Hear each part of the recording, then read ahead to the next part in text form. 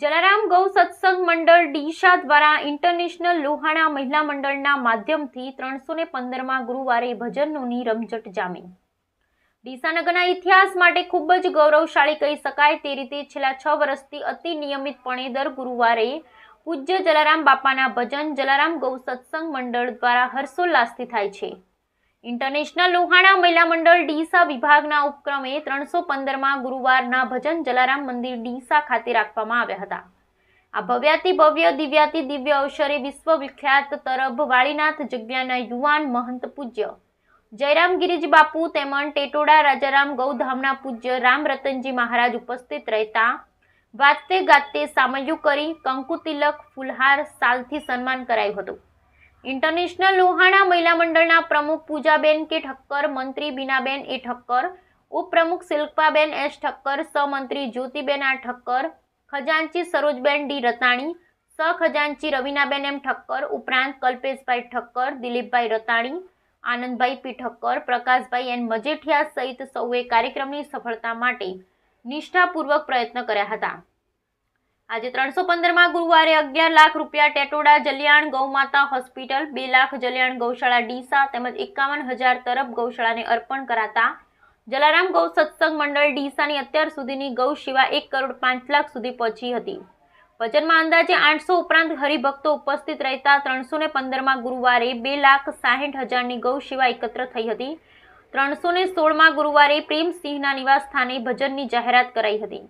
અદ્ભુત ઐતિહાસિક અને અભૂતપૂર્વ માહોલમાં યોજાયેલ આ ભજનમાં પૂજ્ય જયરામ ગિરિજી બાપુએ આશીર્વાદ આપી ગૌ સેવાના સત્કાર્યમાં પ્રગતિ થાય તેવી શુભેચ્છા પાઠવી સૌને તરફ જગ્યાના દર્શન કરવા આમંત્રણ આપ્યું હતું।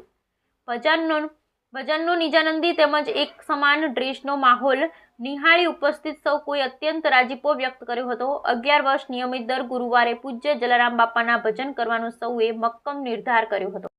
આજે 1/8/2013ના રોજ ઇન્ટરનેશનલ લોહાણા મહિલા મંડળ તરફથી જલારામ બાપાના 315માં ભજનનું આયોજન કરવામાં આવ્યું। આ ભજનમાં બધી બહેનોનો ખૂબ જ સાથ સહકાર મળ્યો અને આ ભજન ખૂબ સારી રીતે સફળ થયા। આ ભજનની અંદર જયરામગીરી બાપુ અને રામ રતનજી મહારાજ પણ ઉપસ્થિત રહ્યા અને આ બધાનો સાથ સહકાર બધાનો ખૂબ ખૂબ આભાર।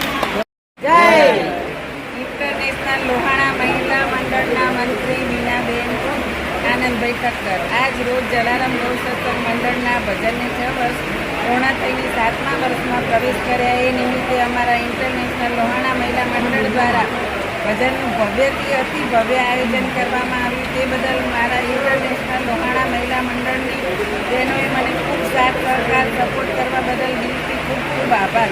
અહીંયા લોહાણા ઇન્ટરનેશનલને માન આપીને અહીંયા પધારેલ ડીસાની ધર્મપ્રેમી જનતાને ખૂબ ખૂબ દિલથી આભાર। જય જલારામ, જય જલારામ। આજે જલારામ ગૌ સત્સંગ મંડળ દ્વારા 7મા વર્ષમાં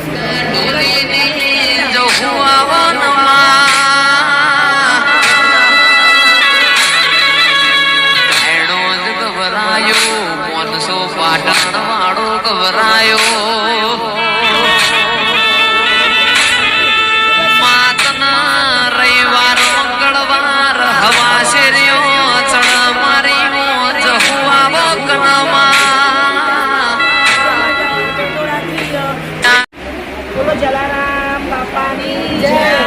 આજે તારીખ 1/8/2024 ગુરુવારના રોજ ઇન્ટરનેશનલ લોહાણા મહિલા મંડળના સંતોષને સરસ મજાની ભજન સંધ્યાને લઈ જવા જેમાં 12 સંતો પધારેલા, જયરામ ગુરુ બાપુ પૂજ્ય તરફથી વાળીનાથથી પધારેલા, પૂજ્ય રામરતનદાસથી પધારેલા, ડીસાની આજુબાજુ જાહેર જનતા તેમજ અમારા જલારામ ગૌ સત્સંગ મંડળના તમામે તમામ બહેનો ભાઈઓ નાના ભૂતો ખૂબ આનંદ ઉત્સાહમાં હતા અને ખૂબ મજા આવીને એટલી જલારામ બાપાના ભજન મજા આવી કે અમને એમ થશે કે દર વર્ષે ઇન્ટરનેશનલ મહિલા મંડળની બહેનો આવા મજાના ભગત સત્સંગના કાર્યક્રમ કરતા રહીએ। જેમાં અમારા કલ્પેશભાઈ, અમારા આનંદભાઈ, પૂજાબેન, મીનાભાઈ, પૂજા સરોજબેન, દિલીપભાઈ રતાણી એમને ખૂબ ખૂબ અથાગ જ્યોતિબેન એમના ભગવાનભાઈ બંધુસાહેબને ખૂબ અથાગ પ્રયત્નો ત્યાં સફળ થઈ છે અને અહીંયા આગલા તબક્કે અમે એમનો પણ ખૂબ ખૂબ આભારી માનીએ છીએ અને આજે અમને ખૂબ અમે મુનિજી જલારામ બાપાને ખૂબ ખૂબ આપે તમામે તમામ હશે। જય જલારામ, જય જલારામ। બીજી વ્યક્તિ હા હવે તમે આવો